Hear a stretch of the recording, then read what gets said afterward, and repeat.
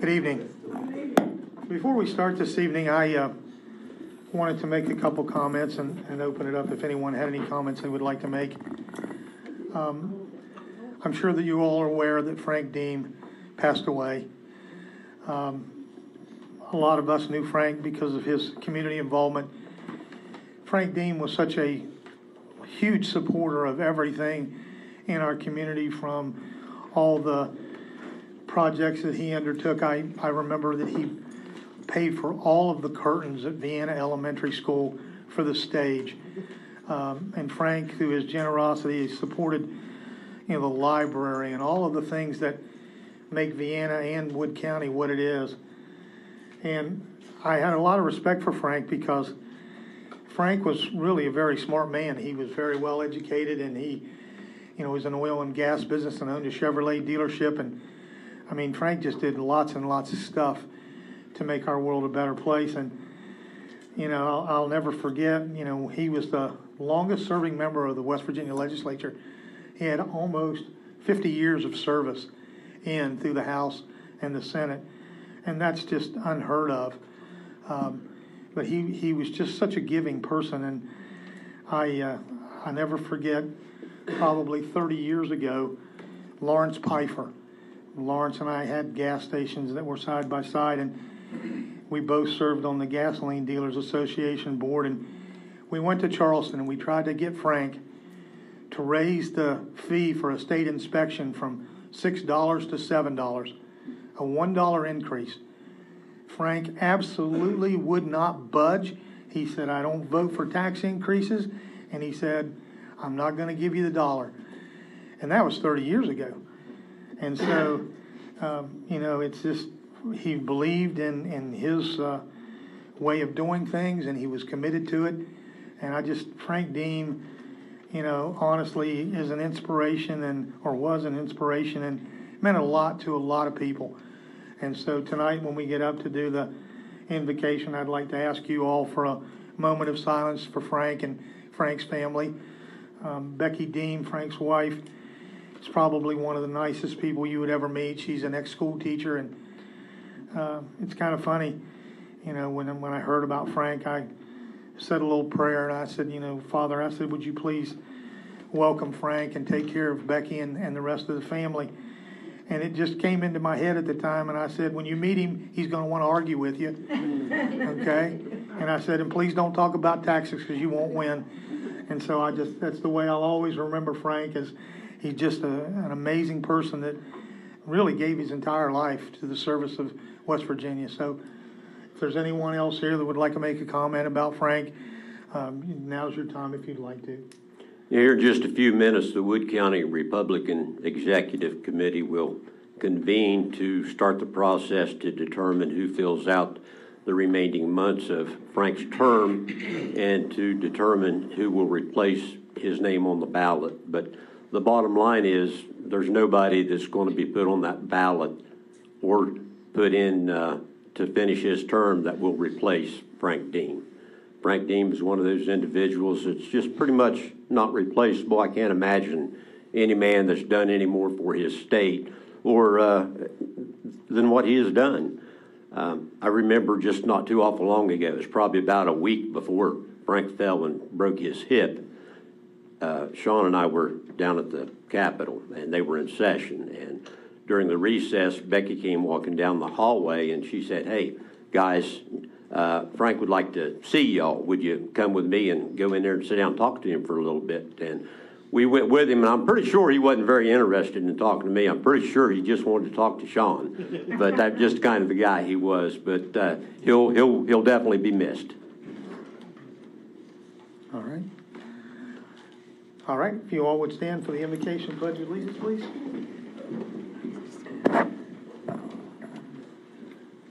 We'll take a moment of silence to remember Frank.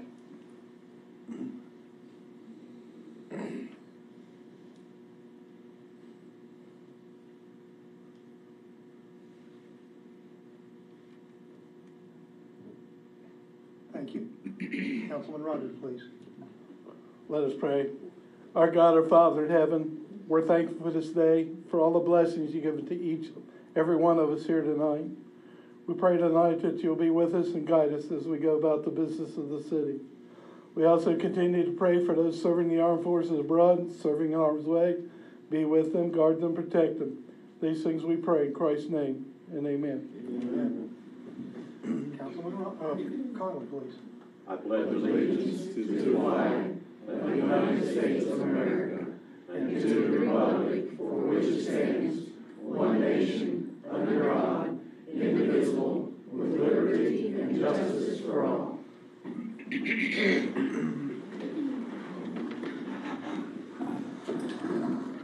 I had to be in Charleston today for most of the day, and so I did not get home in time to watch the 6 o'clock news.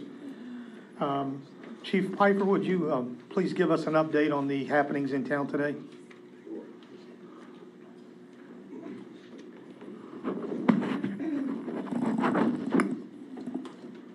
Today was a significant day in a law enforcement's battle against the drug epidemic here. If you didn't get to see the news, it was a conclusion of a case that our drug task force started working in December of 2017, which resulted in, right now, at least 30 arrests, 18 of which were federal charges. This case, the targets of this case, one lived right here in Vienna. Another one lived just north of Vienna. So these are people right here in our backyard. In excess of 150 pounds of methamphetamine was recovered. So everybody's wanting to put a street value on that, which I can't do that yet, but it's a bunch of zeros on there. That's a lot. Over 4 pounds of heroin was collected. So, and also some cash, firearms, cars we've seized. This was the largest case in our drug task force history, which we are in Vienna. We have an officer assigned to that task force. This was the largest amount of meth ever seized in the state of Ohio and in West Virginia. So it was very significant. I was very proud of the collaboration between all the law enforcement agencies. Our Vienna officers did great. Parkersburg, Wood County Sheriff, Williamstown, West Virginia State Police. This case stemmed all the way to Arizona, Florida, Mexico, Michigan. The U.S. attorney was very, very satisfied with what turned up in this case. So what a great job they did. The dedication, participation of our police department, very proud of that. We work around the clock every single day, 24/7. Thank you to the mayor and council for supporting us, giving us stuff we need to do our job. It was a great day for law enforcement.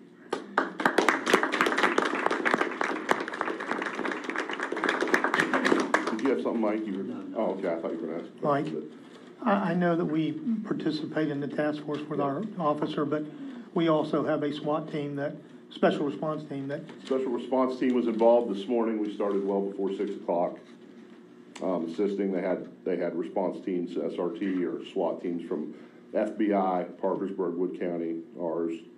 So it was a big effort, and this is just after the indictments got handed down. So many of those targets are in Charleston as we speak, in custody of the U.S. Marshals, looking at some really significant time. I mean, a long time in federal prison, hopefully. So. It's a cancer. It's a cancer for all of us here in the Mid-Ohio Valley, for everywhere across the nation, what's going on. But drugs know no bounds. So that's part of how significant the epidemic is here in Vienna.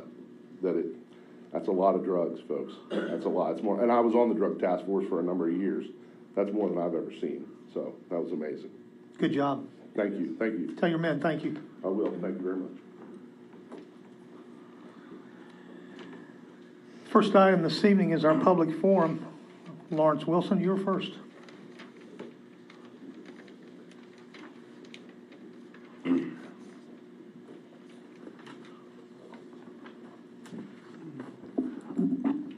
My name is Lawrence Wilson. I live at 1312 10th Street here in Vienna.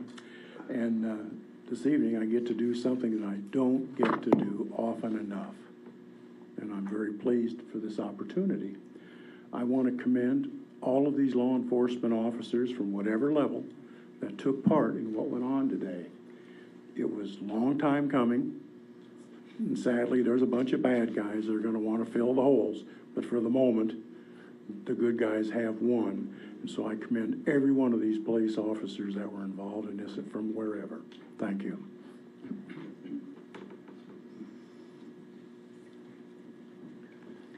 Mr. Nonamaker.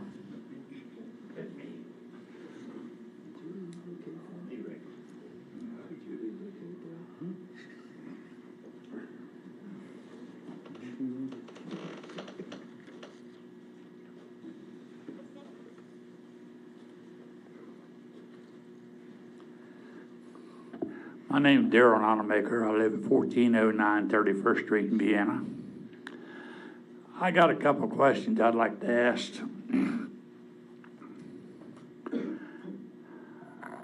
When here 2 meetings ago, you all voted to give the Parks Department money for T-shirts for the recreation. I asked you about the walking trail, and you said, well, the Parks Department was paying for that. Why did they take money out of one pocket and pay for the walking trail and then turn around and have their hand out for money for the T-shirts? I don't understand that. Okay. Go ahead and ask your second question, and then we'll get you the answer for that one. The second question is, what are you going to do across the road? I see the house is gone. Are you going to go ahead and pour the concrete And then when you have plans for new city building, you're gonna tear the concrete out and put the sewer lines and water lines and stuff in, or are you just gonna fill it in and seed it for grass right now? I don't know. That's my second question. Okay, I'll answer the second one first, and then we'll go back to the first one. Okay. The plan is to gravel it for now. It will be rolled and compacted. And then, at some point in the future, the council will make a decision as to whether they want to pave it or do whatever with it, leave it as it is. There are no plans now for the city building. It was for future expansion. At some point, whenever council feels like the need is there for a new city building, obviously that's part of it because we have all the property that goes with the additional 2 parking lots. So that will be, in my opinion, years down the road. But for now, yes, we are going to put gravel on it and pack it and use it as a parking area. Okay? Now, back to your first question. Mr. Black, our Parks Director, is with us this evening to discuss another matter. Steve, so if you would like to answer that question, or I can do it, whichever you prefer. I can do it. Part Thank of you. my hiring as Parks Director, a separate bid from the Parks Department went out to pave that trail, that walking track up in McDonough. There wasn't enough money in the budget.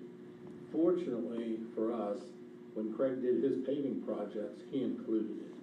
So as small of a project that is compared to the big scheme of things, I don't know the exact dollar figure on that particular part, but it's considerably less. Now, as far as the shirts, it's for all the recreation programs that the city and Vienna Rec offer. Also, it's for shirts, sweatshirts, and hats for public works employees and my department's employees. Okay. And that's in the budget. Could I ask you one more question? Yesterday morning, I read in the paper where Mr. Paul Thornton was president of the Mid-Ohio Valley Transit Authority. And then this morning, I picked up the paper and read where Mrs. Pearsall had all this stuff that she said that she brought in the city of Parkersburg and Vienna, and a lot of stuff that we didn't get. But I want to know, I haven't seen Mr. Paul Thornton here since you all passed the budget in March. Why are we still paying him when we got an economic director in Parkersburg for Wood County? I don't know. I went to the meeting yesterday. I am on the board of directors for the Wood County Development Authority. Okay? Okay. And so Lindsay Pearsall, Lindsay Kerr, is a young lady that came here from Columbus, Ohio. She is absolutely amazing in what she does. Yeah. But she deals with the bigger projects, the Hinos, all of the things that reach out. She went to Japan with the West Virginia Commerce Department trying to bring in parts suppliers and things like that. At that meeting last night, they highlighted several of the new businesses that are coming to Wood County. The majority of those were right here in the city of Vienna. And as the president of the association spoke last night, he said, there is no straight path between economic development and business. It is one of those winding roads that takes you all over the place to develop these contacts and all of the things that are required to make people want to come to your area to do business. Mr. Thornton has that personal contact that he knows. I mean, he's been with the city of Vienna in some form for 40, 45 years. Okay? And yes, Paul does serve as president of the Transit Authority. He represents the city of Vienna on that board, and they elected him president because of his skills. He also is the president of the Solid Waste Authority. So when you see John Reed making comments in the paper, John Reed works for the Solid Waste Authority. Okay? Mr. Thornton also serves on the boxing commission He has many, many roles that he plays in the various organizations that he participates in. And so not only does he have a wide array of expertise, but he also knows about everybody in the county. And, you know, when you ask the question about why, you know, with Lindsay Kerr down there, the city of Parkersburg has a staff of somewhere between 5 and 8 people in their economic development department that do nothing but bring in things for Parkersburg. If you don't pay attention to the details, Mr. Nonamaker, you get left out. And that's why we have someone, so that when the money is distributed, when the interest is shown, that we have someone that knows what we have to offer here in the city of Vienna. You have to look at the total picture in order to show someone from out of town what it is and what it means to live in this city. Well, I wanted to ask that question because I get up every morning. I sit down and I read the front page of the paper. And then I turn the page and I look at the obituaries. And if my name's not in there, I'll go ahead and read the rest of the paper. There you go. But no, like I say, yesterday morning, Mr. Thornton was there. And then this morning, Mrs. Pearsall said that, you know, she brought all this stuff in, Starbucks and all this other stuff. I don't know whether she brought Starbucks in or not. Too many different stories. So I thank you for my time. And the reason that Mr. Thornton's picture was in the paper, Mr. Tim Thomas, who was the manager of the Transit Authority for the last 4 or 5 years, has resigned. He's going back to Summersville, West Virginia. So they're in the process of hiring a new director. So that's the reason for that. Tim Thomas was one of the best managers that we've ever had with that transit system. He will be missed a lot. But anyway, thank you for your questions.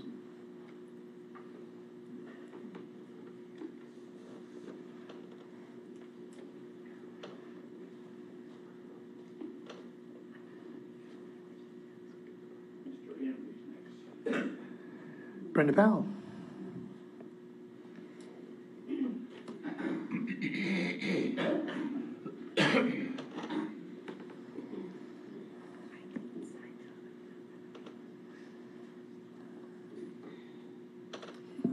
Brenda Powell, 1409 31st Street, Vienna.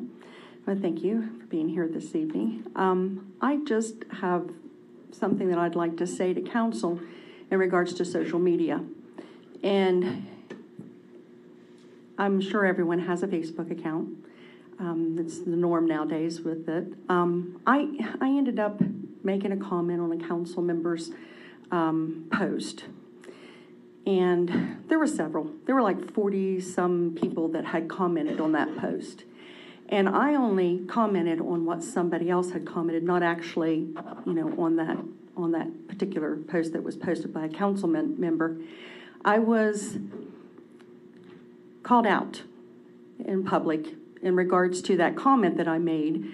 And there was another individual that was there also that had made a comment, and nothing was said to that person at that meeting that I was at where I was called out. I was apologized to for the way that it was handled, but not really what was said when I was confronted. The only thing I can ask council is if anybody on council has anything that they'd like to say to me, I'm more than happy to discuss anything with any of you. I would rather that it be done than be called out in front of people at meetings, after meetings, or whatever. So that's about all. That's all I wanted to say. Thank you.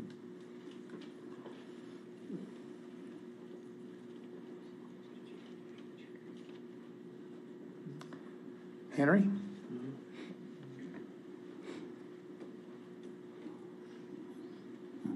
Henry Sassen, Vienna. I was going to speak 2 weeks ago, and then I withdrew. And after that withdrawal, kind of kicked myself in the foot thinking I shouldn't have withdrawn my comments. But I'm glad I did, because I have a couple days of meetings, and I got a good example to use. And it goes back to the way our city council's functioning. I've worked through 2 days of meetings with people from around the globe with our company on regulatory stuff. During those meetings, people were coming in and out. We had people from all functions in that meeting up at the plant. There were department managers that came in when they had time. When questions arose, we as a group, who better to ask? We asked the people that were there. If they had an answer, they'd say, here's the answer. If not, they said, we get back to you. There was no censoring of individuals or functions from the questions being asked. There's nothing to hide, there's nothing to censor. Going through, I wish that our city council can work the same way. Everything should not be funneled through a certain one individual. If there's questions, they ought to be answered. Mayor Rapp, you made a comment that all the employees in the city of Vienna are great. I don't know the employees. I never dealt with the employees, so I can't comment if they are or if they're not. However, as being a manager, I've had to deal with issues and people issues, and the people that I've spoken with, that I've worked with, those that I'm friends with that work at other companies, they always tell you there's people issues. As a manager, you have to deal with it. Everybody's not great. That being the case, we ought to have the people involved in a meeting. They ought to be able to answer the questions. If they don't know, say, I'll get back to you. But going through and functioning the way we are as a city council, it's awful. I'm glad our business doesn't function that way, because if we did, we'd be broke. Thanks.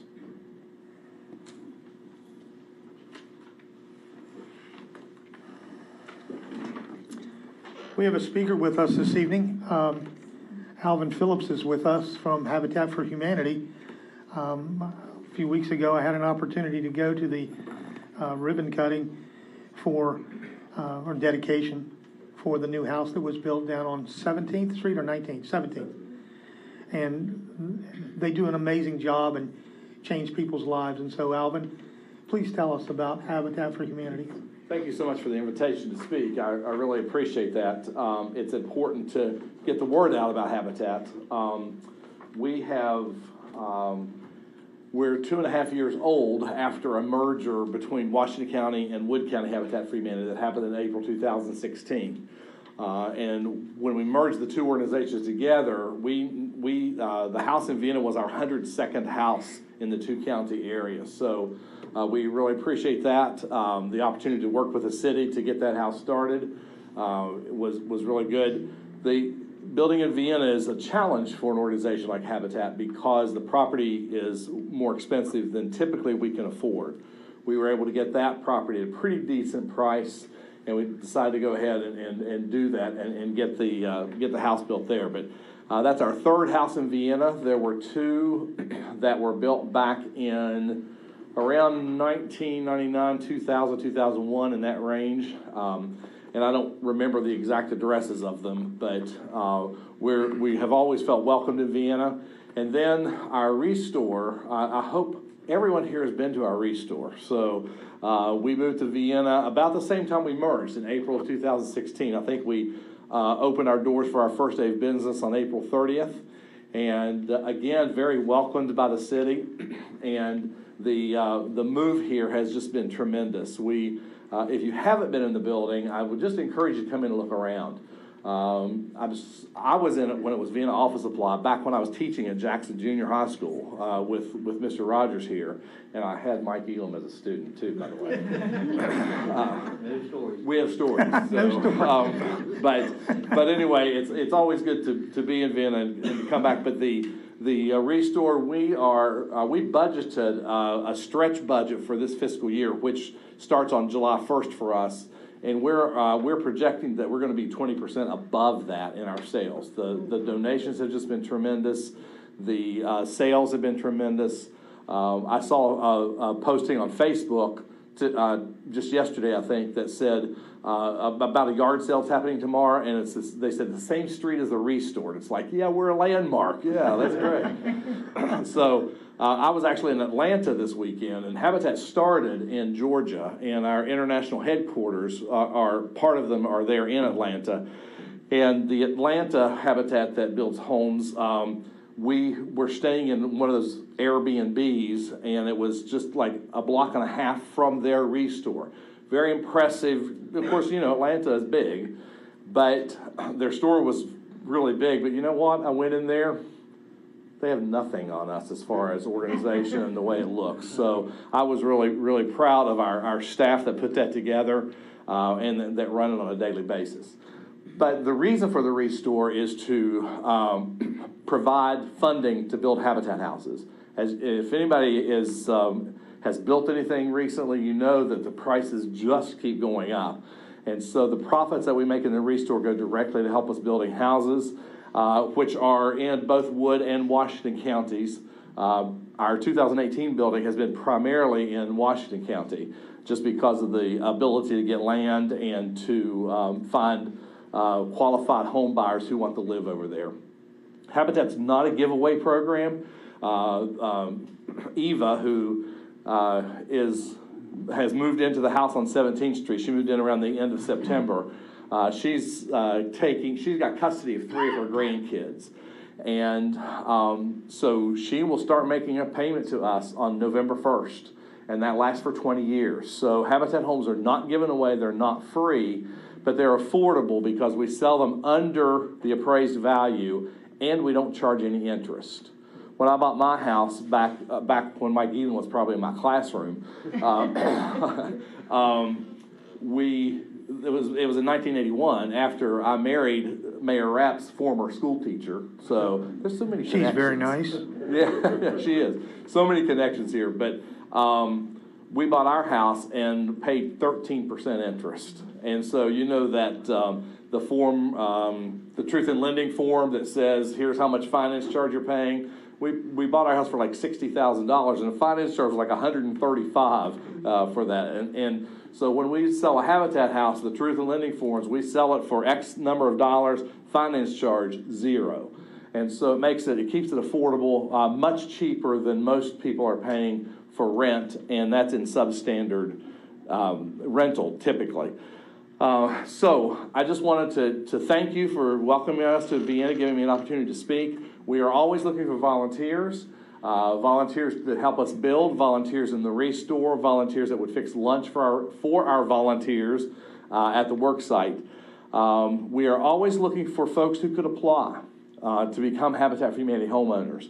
I brought a Habitat FAQ, which is primarily targeted for folks who want to apply. We have, in addition to the restore, we own the building that is now Fox's Florist right there on the corner. That's ours. And then there is a small house behind the restore that was Char's Pet Grooming when we moved in. And we own that, and we have transformed that into our learning center. And so we have meetings there and classes for our homeowners. And once a month, we have an applicant meeting. It's on the first Tuesday of every month. So if you know of anybody, I brought several of these, and I'll just put them on this chair here if anybody wants to take one. But it talks about what the requirements are. There's more information on our website, and you can find way more information at that meeting. One other thing that I always have to say, especially since next Thursday night is our event, Destination Design. It's a great event at Grand Point. This is I can't remember whether it's the 5th or 6th year. I think it's the 6th year of it. And it's a really good evening. It's a dinner and auction. Tickets are $40, available online. There's also an online auction that you don't have to buy a ticket for. I've been bidding on a couple things. I keep getting outbid. But this online stuff is amazing. You can put in the item number and your bid right on in a text message. It's like technology is amazing. So we'd love to have you come and join us there. Thank you for the time. I'll be glad to stay and answer any questions after your meeting's over. So thank you very much for the time. Alvin, thank you very much. And when is your event again, and what time? It is. The doors open at 5:30. It's next Thursday, the 18th. The auction starts at 7. The program / auction starts at 7. At Grand Point. At Grand Point, right. Alvin, thank you so much for all you do.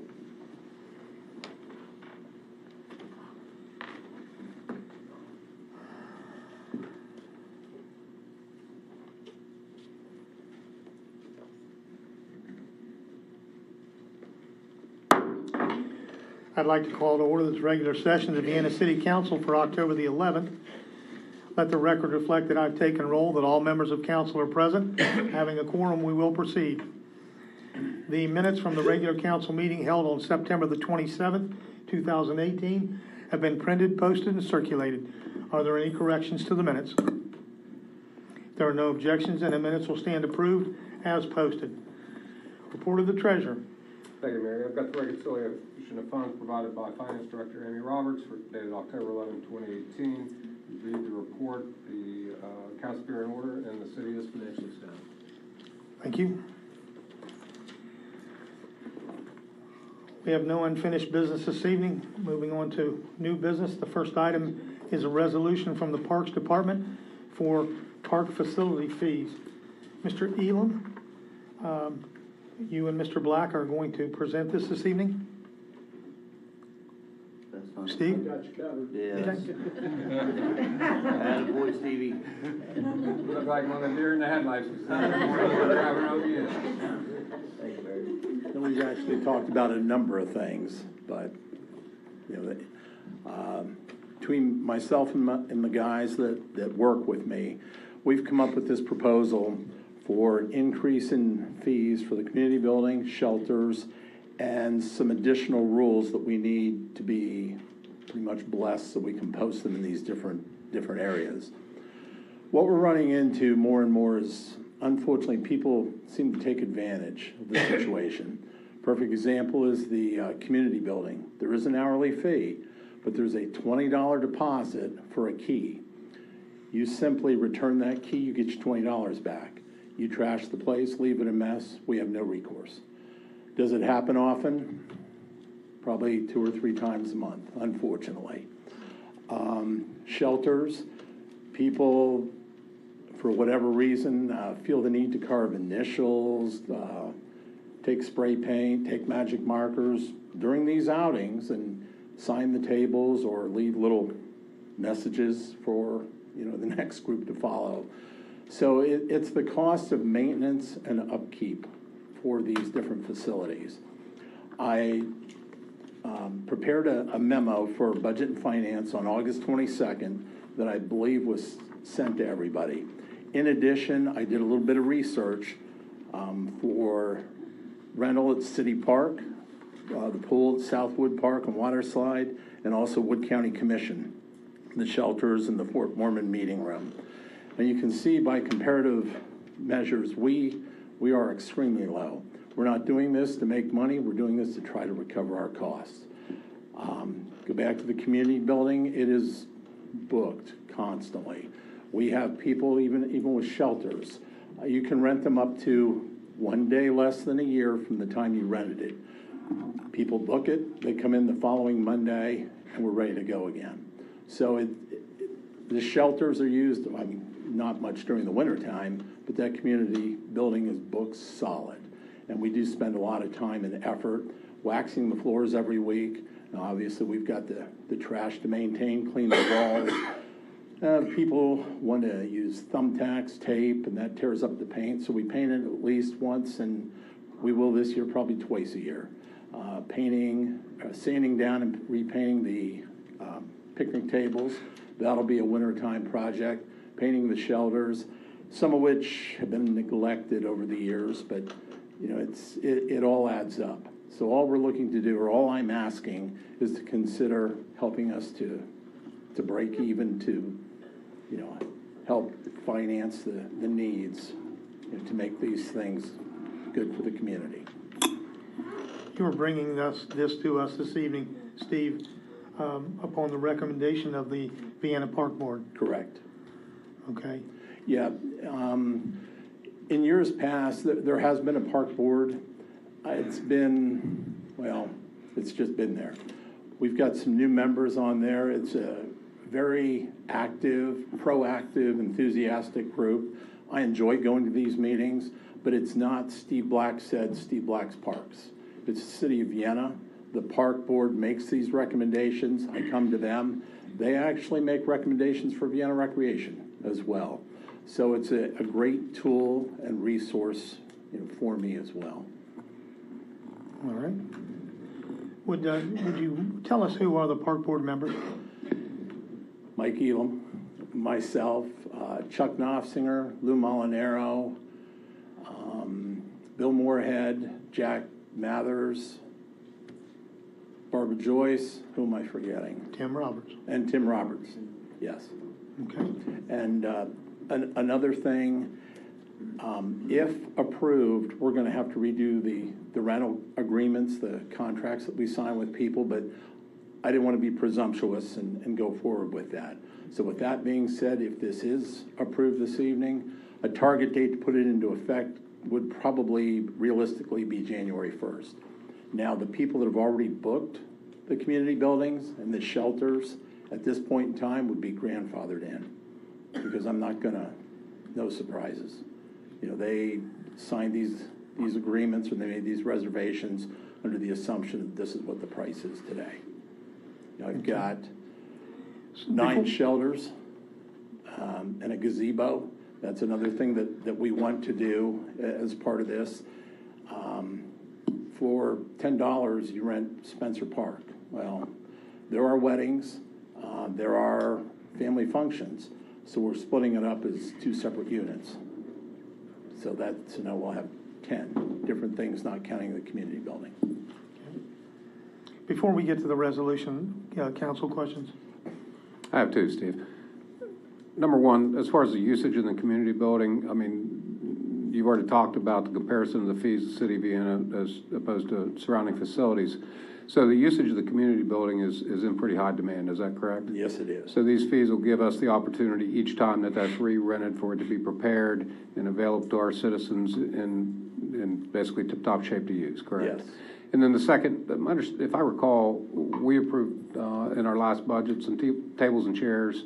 Correct. Some improvements, and those were for the community building, is that correct? Yes, the target date for arrival, because the tables were back ordered, will be next week, hopefully. That was in last year's budget.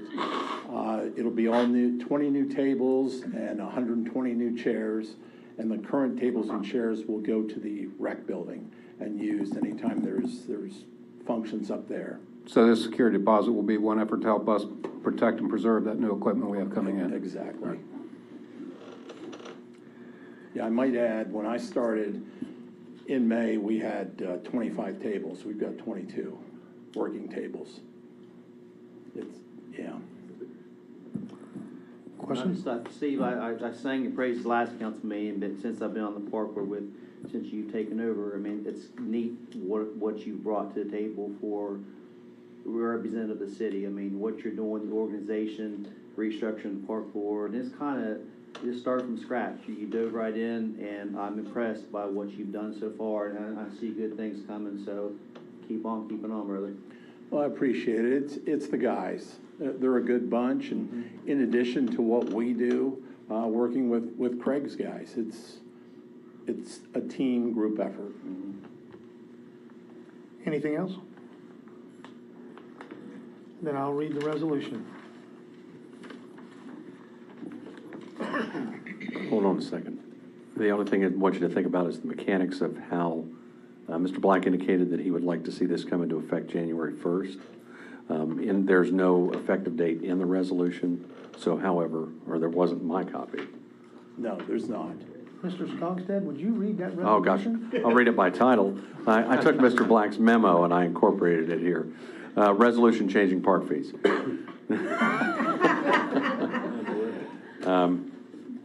But in order to get it into effect, it needs to be, we'll just do it this way for expedience sake. The resolution you're about to vote on will go into effect January 1st, 2019. Wow. Coming right up. You really want me to read the whole thing? No, sir. Okay, good. I just wanted you to make sure you got the correction you wanted in. Yes, sir. So you're voting on it to go into effect January 1, 2019.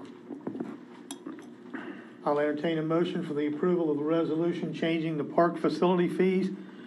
Such resolution to go into effect January the 1st, 2019. So moved. Second. It's been moved and seconded that we approve the resolution changing the park facility fees. Is there any further discussion? Hearing none, then I'll call for the question. All those in favor of the resolution changing the park facility fees, please signify by raising your right hand.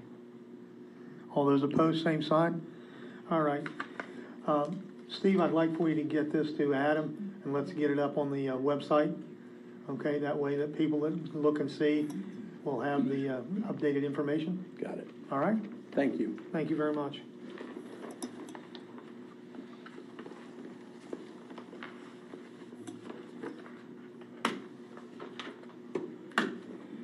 The next item on our agenda this evening is an ordinance on first reading requiring department heads to attend council meetings. Before we go into the ordinance, I'd like to make a comment. I think everyone needs to take a step back for just a minute and think about the way our structure works when it comes to the way the City Council of Vienna functions. Every council member is the liaison to a certain department. And as that liaison to that department, it is the job that you were assigned to know that department, meet with that department, any questions or concerns, budget items, to bring those back to council for consideration for budget items. If there's something needed in the department, that's where it comes from.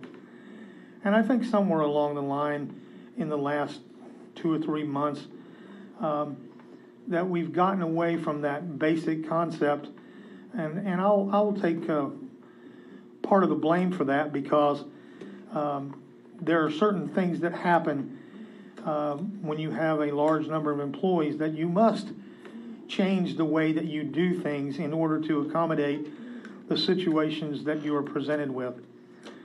And so when we had our discussions earlier about Mr. Leach being the contact person for anything that went on with the finance department, that pretty much still stands, because we've still got one of our main employees that is off, and so that department is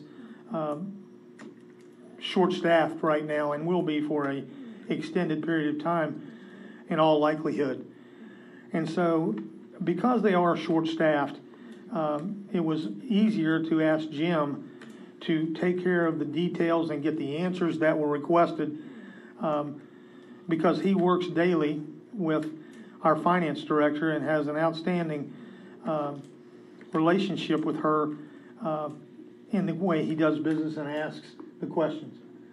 And so that is the reason why that particular situation occurred.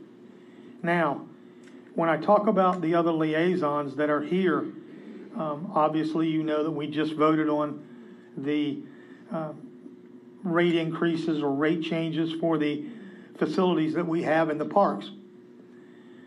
Mr. Elam represents the City Council on the Park Board and on the Vienna Rec Board.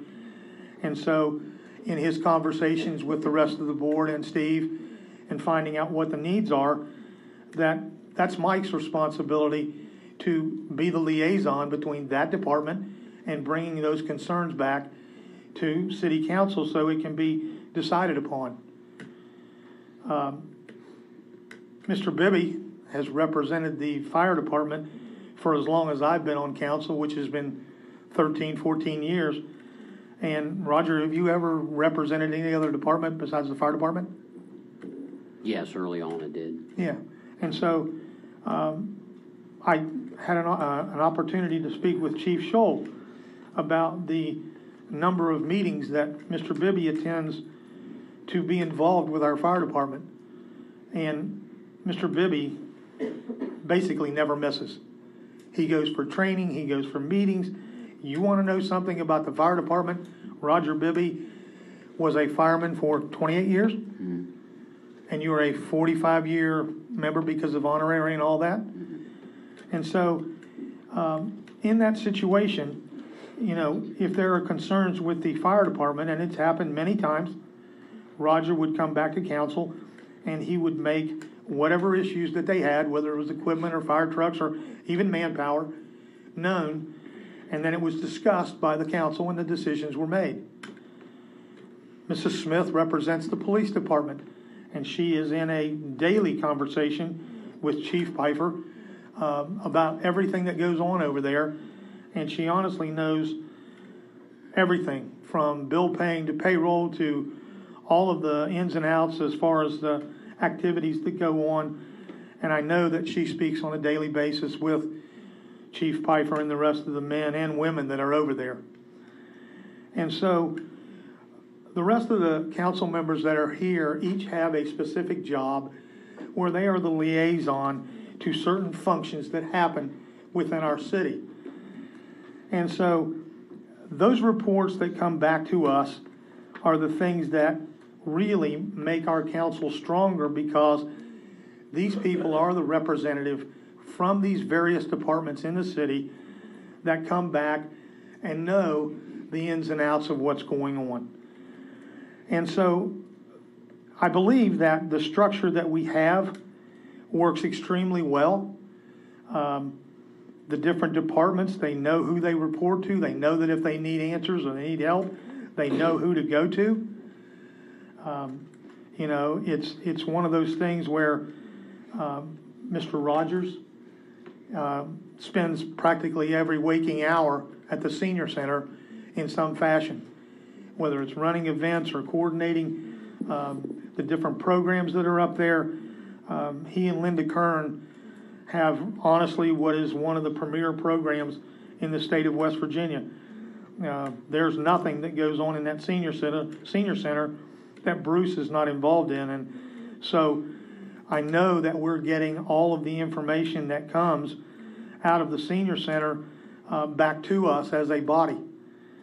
You know, I think that because we've got such a close connection, that even though at times it may seem like it's dysfunctional, honestly, there's a very solid base of representation in every one of the departments that is part of the city of Vienna.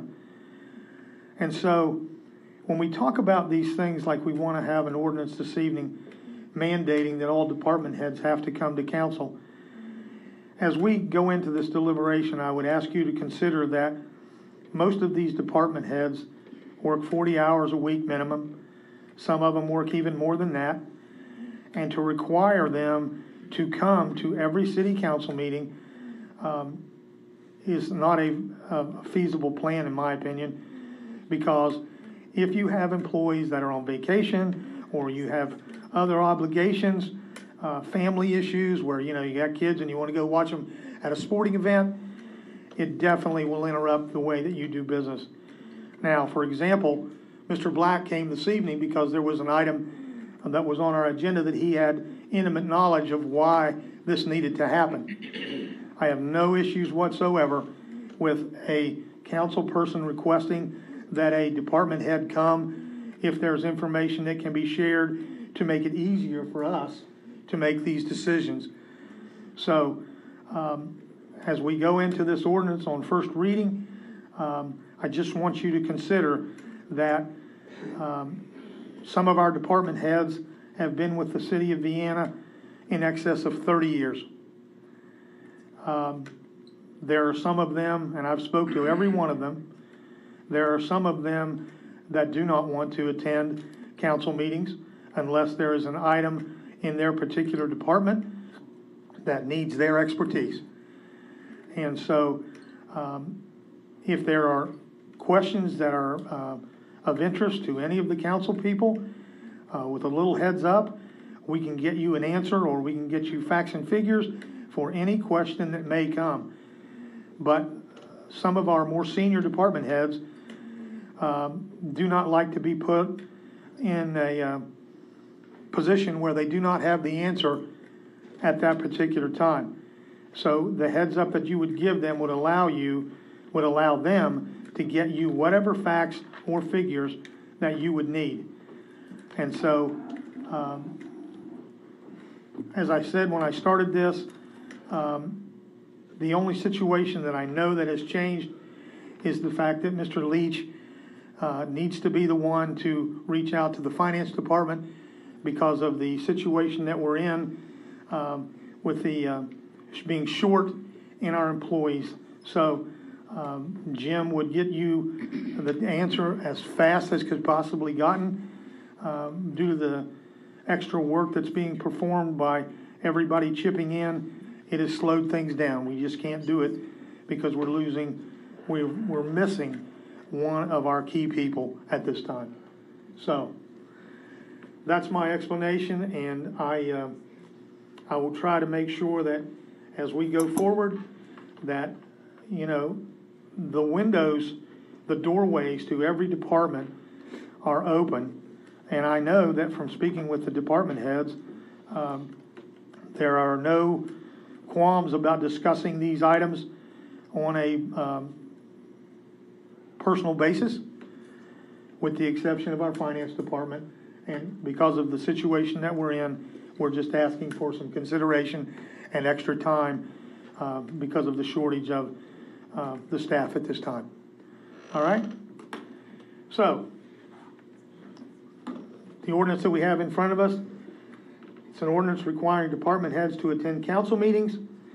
Be it ordained by the Common Council of the City of Vienna that all City of Vienna department heads shall be required to attend the regularly scheduled Vienna City Council meetings upon request of council. I'll entertain a motion for the approval of the ordinance. So moved. Second. It's been moved and seconded that we approve the ordinance requiring department heads to attend council meetings. Is there any discussion? I have a couple questions. Yes, sir.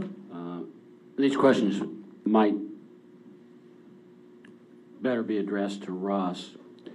If this was adopted as an ordinance requiring department heads to attend these meetings, if for whatever reason they didn't attend or couldn't attend, they would basically be in violation of a city ordinance? Good. What is the result of that? Well, in this ordinance, there is no penalty. You don't show up. You don't show up. But it could be taken into consideration whether or not the employee continues to work with the city, and we'd have to go through that procedure. It would become an ordained requirement of the job. You'd be requiring department heads to come to work. This would be an additional duty that they would be required to do. But at this time, that's not part of this ordinance. Is that correct? At what time? Right now. Ask me your question again. I understand. At this time, whether... If this ordinance would pass... Yes. Are you saying that it will become part of their job? They'd be required to be here. Every department head's job. So if they're not here, that was my original question. If they are not here, are they absent? Is it going to go against their record as far as their employment record? They could be subject to discipline just like the same as for violating any policy. Like they didn't come to work on a Tuesday morning. Same thing. This is the same. This would be the equivalent of not showing up for work. If you skip a council meeting, once you've passed, and that's part of the issue here is, well, I'll just answer your question. If you have others, I'll answer those. This would be the same as missing work. So if you had an employee who doesn't show up, once this is passed, this has become an additional duty and responsibility. They could be subject to discipline just the same as they could for missing any other or not performing any other duty or requirement. Thank you. My comment is, I don't think that, I know Councilman Conley is the one who brought this up, and I don't think he intended it to be that, like a harsh penalty against our department heads to come or not. I think his question, like, and you said something, Randy, if we have a department head we want here to ask questions, you can make them available. My thing is, I don't know if they all need to come to every meeting, but I just need to know the procedure because we've been told different ways. I just need to know as a councilman. I think Roger Conley said this comment because you made a statement about you can only talk to department heads at city council. I think that's, you understand, that's why you push the issue. Absolutely. Roger was saying, if I can only talk to the city council, then I want them here. If that's not the case, then we need to know the direction of, when I want to contact a council or a department head, the protocol for that. I've asked for that. I don't know if we have one. I sent an email to you, Russ, asking if we have something. We don't have, this has never been an issue before. All right? That's my question, Never. Roger. Like I said, it wasn't to get back to department heads or make them all come here. It's just, how do I ask a department head questions? And that's never been clearly defined for me. You know, I've been on council for 2 years now, and I don't know that answer. And shame on me or shame on us council. I don't know if you guys know how to ask questions to the department heads, you know, so. Mike, I see what you're saying, but as I understand, if this ordinance passes, it's not an option. It's gonna be mandatory that they be here. But I think we might So, not need I this mean, ordinance. I think, which is it? If somebody explains to me how I contact the department head. Mike, you call them directly and talk to them, ask whatever your question is, So we can do that, because I was. with the exception of the finance department, okay? All right. And my only reason for that, as I explained, we don't have enough people right now. I mean, we're covered up, all right? So, and honestly, if Mr. Leach, when you contact him, can't do whatever you need him to do, then I'm sure that Jim will work it out so that whatever you need to do, you can either come in and meet with Jim and, whatever. Oh, Councilman Leach has Okay. been great. Everything I've All right. asked him, he's got back to me, but as long as I know. And simple as that. for a general thing, it's like Steve being here tonight. Obviously, if it's something that the department wants, it's to their advantage to come in and explain to you whatever the particulars are, because you're 1/7 of this voting body. And so in order to get whatever, for example, Steve needs, he has to convince you that that's a good thing so that you'll say, yes, Steve, we need new tables in the community building because it's used every day. All right? I agree with that. And I that's the do. issue. Yeah, Okay? but- There is no reason why, if there's something that's requested, that we can't get whatever it is. And as I said, most of the department heads, whatever it is they want, they will come in and tell you why they need it, what the reasoning is. Okay? So, as far as requesting for a for a department head to be here, all you have to do is call me. All right? And unless there's a conflict where, that can't be done, then we'll reschedule it and either set you up one-on-one, or we'll get them here. All right? Same as we've done it. I mean, it's just, it's to the department's advantage because they have, details that we don't have. Mayor, if I may, and I may regret this, but if you'll allow me. Traditionally. Excuse me. I'll allow you in just a moment. Oh, I'm sorry. Thank you. All right. I appreciate it. Council? The only comment I wanted to make, my understanding of how this needs to work, and something that's I've seen experienced by department heads in the time that I've been in council in the 2 years, is if we've got a department head here and they're not prepared to answer a question that they're, for lack of a better term, they're blindsided with. And I think that is the idea that we're talking about, is communication, because it does take time.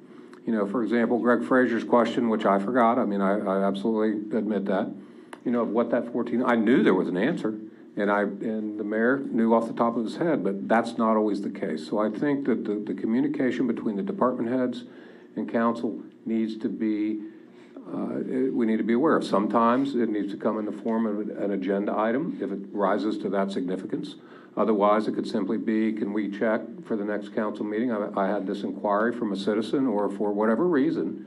And then either the liaison to that department can take responsibility for answering that question, or if the department head needs to come, and the perfect example of that is during the budget time, right? All the department heads come, they present their budgets, they answer whatever questions we have, and as that's communicated, that's just a simple matter of common courtesy and fairness. I wish more department heads would come. I know Craig's always back there, and Adam's here, and Steve's here. I mean, it's neat to see the department heads here because, Henry Sasson made some good comments about, we are a family, and it's just neat to see department heads at our meetings, but, I don't feel that they could be penalized for not, but my big thing was, I know Councilman Conley haven't spoke yet, but like I said, I keep reiterating myself about the whole thing was, you just wondered how to get our department heads, and we were told one meeting, it had to be at a city council meeting, and I think that's what you're alluding to, is that correct? Absolutely. You finished? Yeah, I'm done. Yeah. I simply brought this forward because the talking points were going in so many different directions. What I'm hearing here tonight is not the same thing that I've heard over the last couple of meetings. I'll use the example again. I went to the HR director to get some information on a project that I was doing some work on pertaining to the police department, and I was told that she was directed by you, Mayor, to give that information to Jim Leach. And you specifically looked at me and said, no, you can't talk to the department heads. And I'm told that the legality of it was that the only time that the department heads are required to speak to us was at the council meetings. And I tried to have this conversation last week to see how we go about getting the department heads here. And Mayor, correct me if I'm wrong, but it's my understanding that until recently, certainly not by ordinance, but certainly by your request as mayor, that you asked and expected the department heads to be at the council meetings. And that has recently changed. So there again, I put that forward last week because it appeared that we was at an impasse. We were at a point that, you know, we're told that we absolutely are not allowed to contact those folks. We're told that if you want to talk to them, you have to do it. The only time they need to talk, the only time they're required, I should say, to talk to you is at a council meeting. So my question was, well, where are they? They're not here. How do we talk to them? That is the reason that I put this forward. I don't expect that every that every department head is going to be here at every meeting and not miss a function. You know, if they have a little league game that they want to attend for a child or a grandchild, of course, let them go do that. I don't expect them to be subjected to some sort of a disciplinary action because they're not here. But they're hired to represent the city. They're hired to lead the departments. We're hired by the people to represent them, and that interaction is necessary for us to do their job. So at some point in time, you know, I like I said, I'm repeating myself, but our talking points are going in two different directions that it's confusing. Yes, you talk to them. No, you can't. Tonight, we're hearing, well, the only one you can't talk to is the finance, and I understand that. I actually do. But that's not what I experienced just within the last few weeks. That's why we're here having this conversation tonight. I want to respond just for a second, please. You know, I've given this some thought since this came up last week and Roger proposed this ordinance. You know, and as council people, we signed on to be here tonight. We committed to attend council and to perform our duties and to accept assignments as liaisons to the department. And just as an example, I'm kind of an early riser, and I'd never beat Craig out. I see him at the utility board at 5:30, 6 o'clock in the morning every day. And so, you know, the function of council is to be here and to attend these meetings. And I don't think the intent is at all to deprive council of access to the department heads, but you know, so that's kind of my take on this. That when there's a need for a department head to be here, my experience is that they've been here. But this kind of back and forth on this issue, I think that it's, well, and in fact, I was looking at when we were talking about these 10 best practices. And number 3, understand the form of government for your municipality. Respect the roles and responsibilities of municipal officials and staff in the approved form of government. And I think that's how this has functioned. I believe that Russ alluded to a minute ago, that, you know, that this has never been an issue or a problem before.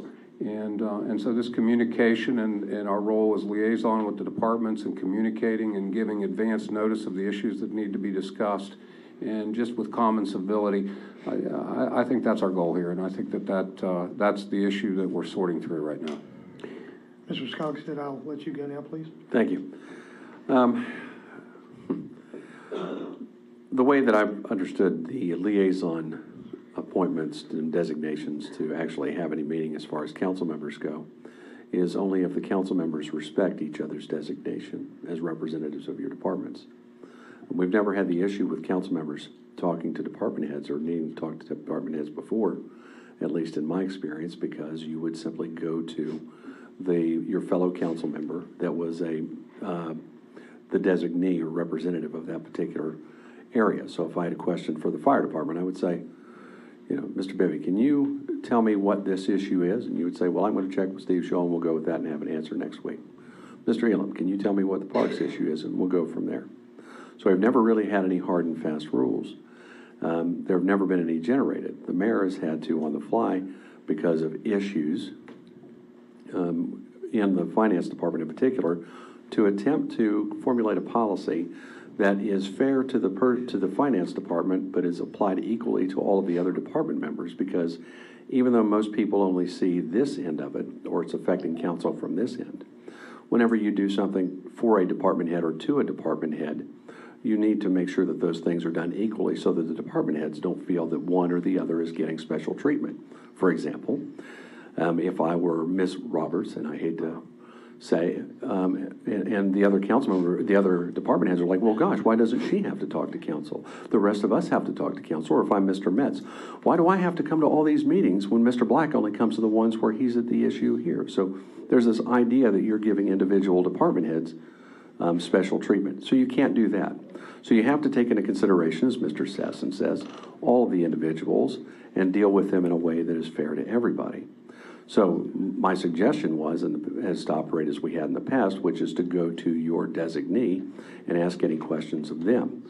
And that way the designee has time to get the answers. If that's not acceptable, council always has the authority to ask a department head to appear at a council meeting, because council does control the purse strings. So they can say, Mr. Metz, you need to come to the next meeting and you need to explain why X, Y, and Z have occurred. And Mr. Metz should, if he wants to get funding for whatever projects that he thinks are going to be beneficial to the city through his department, or at least get the funding in the way that he wants, then he may want to consider coming to that council meeting to address that. But as I said, that's the way that it ideally, I thought, was supposed to run. And I think legally that is a reasonable way to run it.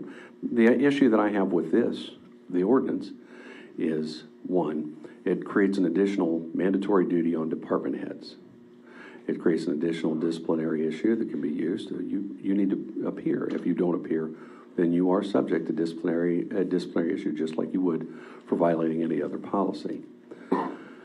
Two, it's unnecessary. Council already has the authority to require or to ask, however they want to address it, but to make sure that there is a department head here that is answering their questions if they have a question. Three, it usurps the administrative powers of the executive branch, because the executive branch should be able to have the authority to administer the day-to-day runnings of the city. And if the executive branch says, well, folks, I don't want you to have my department heads here because that affects their morale or affects whatever, when they're required to attend now 70 minutes of council meetings every other Thursday. And they don't want to be here, or maybe my employees don't want to be employees where they're going to be brought down to these additional meetings. And lastly, it's redundant, because just like this sentence is going to be redundant, council already has the authority to do it. There's still, even at this level, it's not as hard and fast as it is at the higher levels of government. There is a separation of powers and branches. The executive branch deals with the day-to-day administration. The legislative branch deals with the financing and what have you. And the way our system is, and then we have a judicial branch that deals to some degree with the enforcement of the policies that council puts in place. And some of these policies that we've had has kind of grayed the lines between those. But that said, everybody has to remember that council controls the money. So if you don't like how council doesn't like how the city is being administered, you have a vote, and you can use that by controlling how things get funded. That is your ultimate power. But either way, the ordinance, as is drafted, is much shorter than I am. So the entire point is, you don't need it. You can pass it if you want, and that's it's unnecessary. That's my position. I think we've talked about some pathways here, some solutions that might deal with the issue in the absence of an ordinance, which is going to be my recommendation tonight that we explore. Sounds like we've kind of already explored that here. I'd like to see it take a shot at resolving this without the ordinance, to see how it goes. And continue to operate as Russ defined. Well, the question that I would have, and Roger, I don't disagree with you at all, but, you know, in every situation, we're not going to have a liaison to go to. And I'm going to go back again. I apologize for keep repeating myself, but I'm going back to my personal experience. I asked an HR question. I understand. The HR person was told by the mayor not to answer my questions. So how do I overcome that? You do realize that HR is one of the departments that I'm over, okay? All right, so it would be normal for you, if you have an HR question, to ask me, okay? That is one of my departments, all right? Okay. Well, I've never worked for a company or anything that functioned that way. I mean, I've had HR directors that report. I think that's one of the key things that Russ was explaining. The way that, in my understanding, city council sets policy. We make ordinances, we make rules on how the city is to be governed. Whatever rules this council passes, no matter what it is, if it passes the majority vote, that's the way it will be run. Now, the day-to-day operation of the city, making sure that the departments function properly, that's my job. And I think that I have an outstanding relationship with every department head in this city. And that's why when previously that I've asked the department heads to come, those department heads would do anything for the people in this town. It doesn't make any difference what hour of the night or day. If you need help, those department heads will respond. And so whatever the will of the city council is, I'll abide by whatever policies and whatever rules that are put before me, because that's the way it's supposed to be, all right? But if you have specific questions that come under my departments, I will be glad to sit down at any time and discuss with you the situation and whatever your concerns are. I made that offer to you last week, and I'll make it again. You want to ask a question, I will sit down any time you want, all right? Now, having said that, I believe we've discussed this enough, so I'll call for the question. All those in favor of the ordinance on first reading requiring department heads to attend council meetings, please signify by raising your right hand. All those opposed, please signify by raising your right hand. The motion fails. No. That concludes our agenda for this evening. Before we move on to council comments, I have a couple things that I would like to do first. It was brought up earlier this evening in one of the public forum speakers about the social media. And I'm going to pass this out to all of you. This came right out of our employee manual. And because you all are paid by the city of Vienna for your service, you all are considered employees. And in your packet, this is the social media policy that was voted on by the city of Vienna, by this council. And so I've asked for our HR department to go to every department in the city and simply do a refresher. You know, social media right now has gotten out of hand, and I believe that it's prudent business for us to review the social media policy that we have. And, you know, when you all were hired, when you all took office, this was part of the packet that should have been in with all of the other things that you signed, with the exception of Bruce and probably Roger, who have been here so long, I don't believe it was in effect, okay? But this is the City of Vienna social media policy. It applies to every one of us, and so I would appreciate if you would take the time to read the policy as it's defined. I think there's a lot of exposure out there right now with some events that have happened in our community, not specifically but Vienna, but in our area that social media plays a factor in. So please review this and understand that this is in our employee manual and was voted on by ordinance for all of our employees. Second thing, there was an article in the newspaper on Sunday in reference to the levy rates and all of the percentage that are given out to everyone in the county. And Joe, I have you a copy of this. It gives you the breakdown of every allocation that's made out of the real estate taxes in the Wood County. In this current 2017 levy rate, which we operate under, the state of West Virginia gets 0.34% of the total revenues. The county gets 18.6% of the total revenues. The school system, Wood County Schools, receives 57% of all your tax dollars.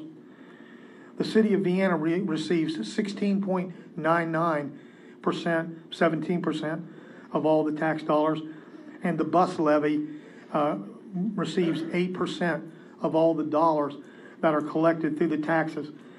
And so if you take the market value of a $100,000 home in the city of Vienna, the taxes would be $929.56. Of that money, the city of Vienna would receive $157.93. For the total allocation that the city of Vienna receives, we get $1.654 million a year. Out of that $1.654 million, the library receives an allocation of $340,000. And that is mandated by state law. And we, as a city, net out $1.31 million for our contribution. So the $1.3 million that we receive from the personal property tax, or from the real estate taxes in Wood County, is about 1/10 of our $11 million budget. So this is for you. So I got this right from the tax department. Okay. All right. Council comments. Bruce. I have some as well. I'm sorry, Roger. Bruce. Okay. Chair yields to you. I'd like to address the same letter. I returned from Florida earlier this week to a few phone calls from some concerned citizens. Some of them was quite upset with me. Matter of fact, one gentleman that I actually ran into in the grocery store looked at me and said, "You lied to me." And I was caught off guard because I didn't know what these people were talking about. At first, I had not seen the letter. What I'm referencing to is the letter that was letter to the editor, which I obtained a copy of, Mr. Joe Brookover, that he submitted to the letter to the editors, which basically says, it addresses the water and sewer increase that I supported and voted for that. That's a lie. I did not. I did not vote for that. It makes the same indication on the police fee. Again, another lie. I did not vote for that.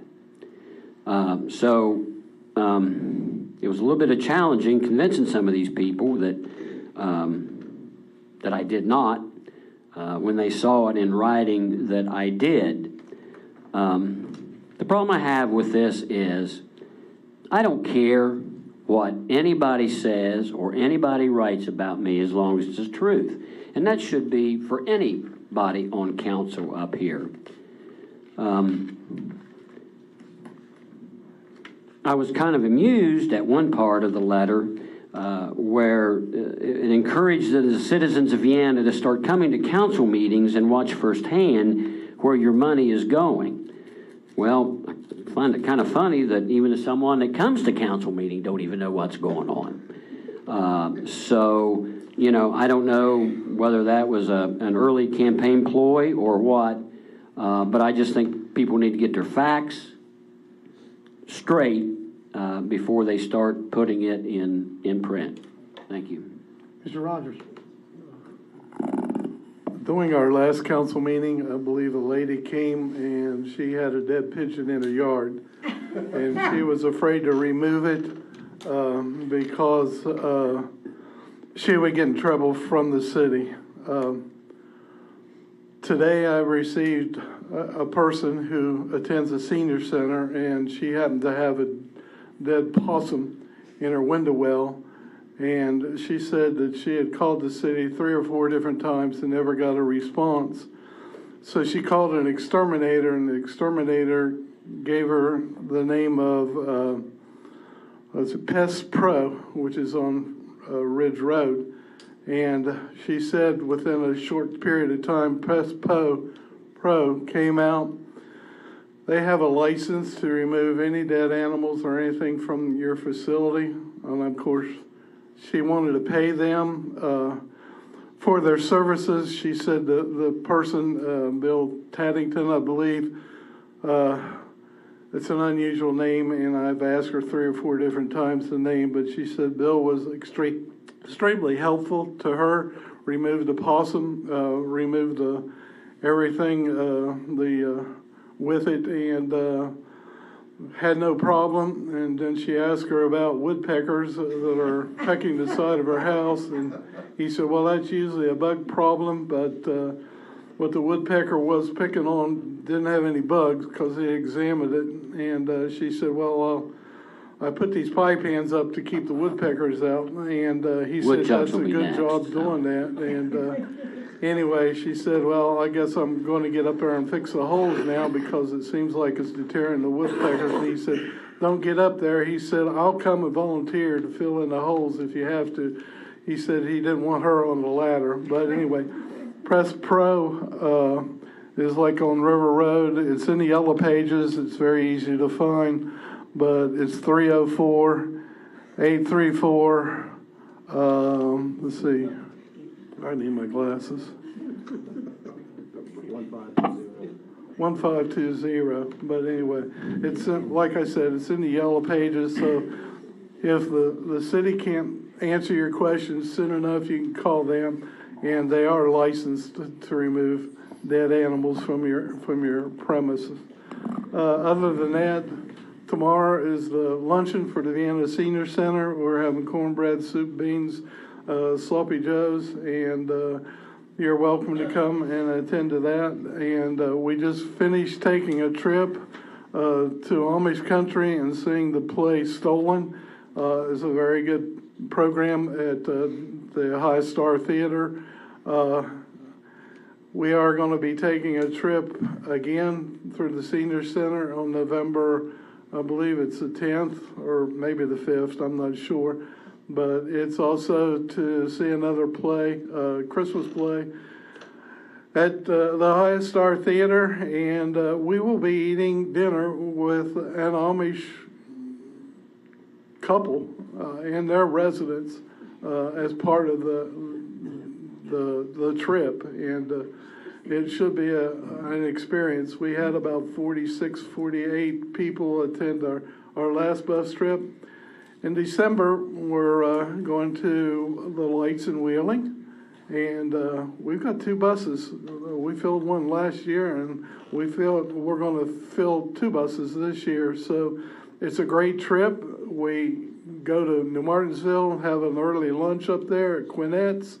We leave there, then go see the lights at Wheeling Park, and we usually get there a little early, and we have a person from the lights up there at Wheeling or Ogleby comes onto the bus, and they give us a guiding tour of everything there and speak over the loudspeaker in the bus. It's really a fantastic tour. From what I understand, we'll probably not have that again for another 3 years because they're working feverishly to get new lights and different things up there. So we want to kind of like space things out so they can get the new lights up and everything before we take another trip. We will also be having another trip in the spring as far as the senior center is concerned. This will be on probably the Valley Gym. And last year, we had a fantastic luncheon on it. And this year, we hope to go through the locks above Marietta and have an extended, probably a 3-hour tour on the High River. It was fantastic. It was a great day. So those of you that are here, most of us are seniors, but I know that a lot of people won't believe they're a senior. But anyway, those are some of the things that we have coming up. Encourage you to come and enjoy it. Plus, Linda's got a great, fantastic program as far as exercises up there. You're familiar with Gilligan's 3-hour tour, right?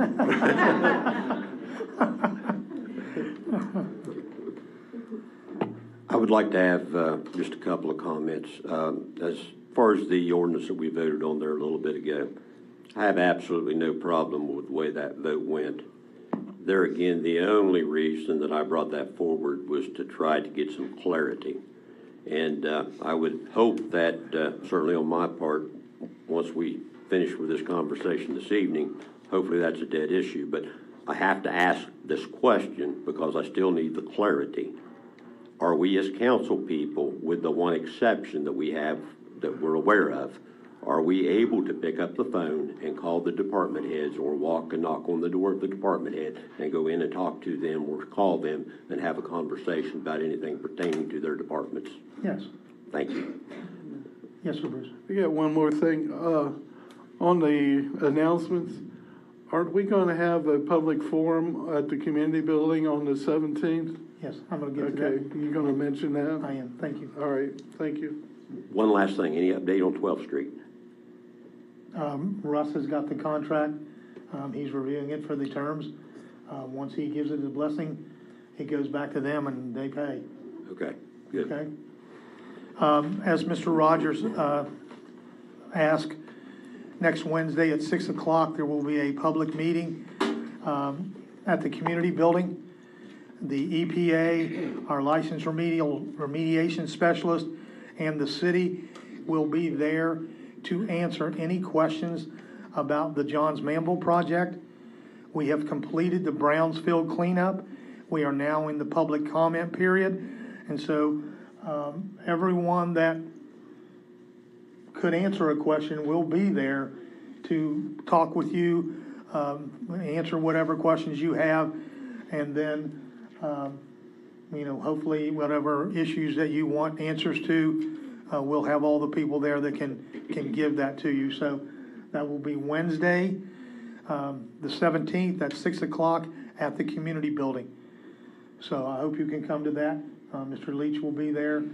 I'll be there. Mr. Thornton will be there. Derek Hancock from Charleston will be up. Tom Rebar from Pennsylvania will be in. That's the next step in that process. October the 27th will be drug take back day. If you have any drugs at your home that you want to dispose of, it will be at the fire department. They do it as a special event, but honestly, Chief Piper collects drugs every day. How many bags of drugs do you have, Mike? Since the inception of the drug box up front at the police department, it has been used way more than we even anticipated. So once that fills up, those do go into evidence, and we do destroy them periodically. So that's the voluntary submission. The involuntary submission, there's a different process. Involuntary is what I talked about. That was earlier. October the 27th will be drug take back day. All right. I wanted to compliment Craig Metz and all of his men for the outstanding job that was done on our streets on this year's paving projects. We have not completed the McDonough walking trail yet because of the rain, but it's scheduled for next week, I believe. And so that will complete it. I hope you had a chance to drive on some of the streets. They're in excellent shape. 28th Street, smooth as glass. I mean, they're just, the paving job turned out really well. And I appreciate the efforts that the state has made on Grand Central. It's probably not the prettiest thing you'll ever see, but a lot of that bumpity bump going down Grand Central has been removed. And I noticed today that they have taken out the section in front of Burger King on that inside lane, which was terrible. And when I spoke with them, they're going to fix the entrance out at Rosemar Road, right there where you transition off of Route 2 onto Rosemar. It's really bad. And they're also going to do the section down where Murdoch Avenue and Emerson Avenue come together, right there at McDonald's. When you come off the bridge, it'll rattle your teeth. They're going to replace that also. The next council meeting will be a regular council session scheduled for October the 25th. Trick or treat for Vienna, Williamstown, Parkersburg, and Belpre will be October the 30th from 6 to 7:30. And on Saturday, October the 27th, there will be a Halloween for dogs from 1 to 3 back in the park. It's a cool thing to watch because people decorate their dogs, and they have a lot of fun at that. So it's a nice afternoon for dog lovers. All right? Yes, sir, Bruce. One other thing, Adam, could I see you after? I got a very simple question. Yes, sir. Thank you. All right. All right. Meeting adjourned.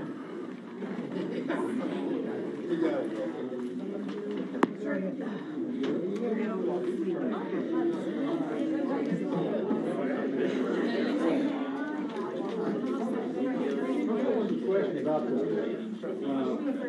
right of way or the thing that had you took the left down crosswalk. Over there by Jack? Yeah.